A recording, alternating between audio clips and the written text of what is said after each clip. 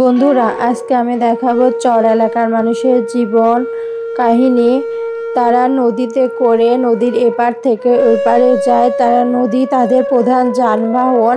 নদীতে করে এখানে অনেক কৃষকেরা দেখছি কলা পাতা কেটে আনছে গরু বা ছাগলের খাওয়ানোর জন্য। এটাই তাদের জীবন। তারা সকালে বের হয়, বিকেলে বাড়ি ফেরে। তারা নদীর চরেতে বেশি করে বাদাম গাছ লাগায়। বাদাম গাছে তারা অনেক বাদাম হয় চরেতে। এখানে দেখছি নৌকা বাচ্ছে, নৌকাতে অনেকে নামছে। এখানে অনেকে ঘাসের বোঝা মাথায় করে বাড়ি ফিরছে, কারণ তাদের গরু আছে। চর এলাকা আমাদের অনেক কিছু দেয়, চর আবার কেড়েও নেয়। কারণ কি, চরের সুবিধাও আছে অসুবিধাও আছে। সুবিধাগুলো হলো এখানে অনেক গরু ঘাস খাচ্ছে, নদীতে মাছ ধরে জেলেরা। এখানে আমরা আরেকটি নৌকা দেখতে পাচ্ছি, তারা নৌকাটা আমাদের তীরে এসে নামবে। নদীর চর এলাকা মানুষের জীবনগুলো অদ্ভুত, কখনো ভাঙে কখনো গড়ে।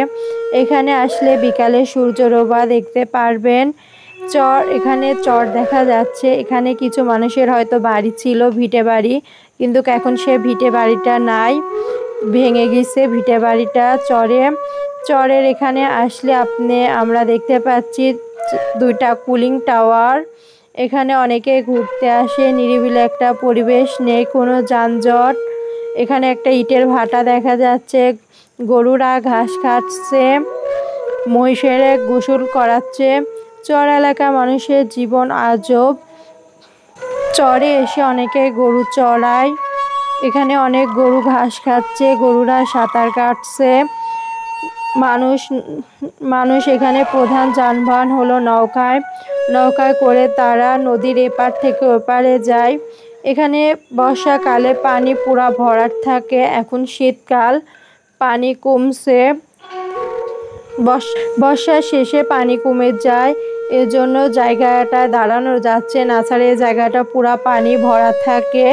বিকালে সূর্যডোবাটা দেখতে অনেক সুন্দর লাগে। আমরা বিকালে আসছিলাম এখানে সূর্যডোবা দেখতে। নদীর চর এলাকা মানুষের সুখ দুঃখ কেউ দেখে না। এখানে তারা অনেক কষ্ট করে জীবনযাপন করে। তারা এখানে বেশি গরু পালন করে, কারণ তাদের গরুর উপরে নির্ভর করে থাকতে হয়। তাদের এই খাবার আনতে তারা নৌকায় করে নদীর ওই পারে যায়, ওই পার থেকে খাবার নিয়ে আসে। আমরা চরে অনেকগুলো নৌকাও দেখতে